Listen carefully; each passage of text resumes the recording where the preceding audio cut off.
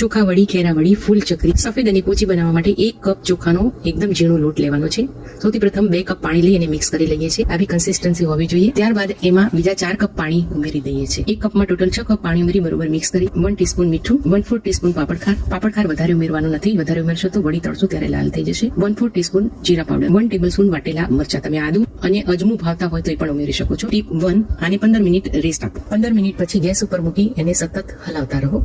5 થી 7 મિનિટમાં આ મિશ્રણ એકદમ ગાઢું થવા માંડશે. આવું ગાઢું થાય એટલે ફરીથી એને 1 કલાક માટે રેસ્ટ આપો. ગેસ બંધ કરી દેવાનો છે. આવી રીતે તમે કલાક રેસ્ટ આપશો તો તમારે હલાવવું પણ નહીં પડે અને જોઈ શકો છો કે લોટ મોટા ભાગનો ફૂલી ગયો છે. ફરીથી એને ગેસ પર મૂકી બબલ્સ થાય એટલે ગેસ બંધ કરી રેસ્ટ આપો. તમારું ખીરું વડી પાડવા લાયક થઈ જશે.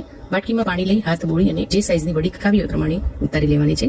વડી બનાવતી વખતે હંમેશા પ્લાસ્ટિક શીટનો ઉપયોગ કરવાનો. ડાયરેક્ટ સનલાઇટમાં એને સૂકવી દેવાની છે. સુકાઈ જાય એટલે એને સ્ટોર કરી ગમે ત્યારે તમે એને તળીને મજા માણી શકો છો. એકદમ વ્હાઈટ અને પોચી થાય છે. Please like, share, subscribe.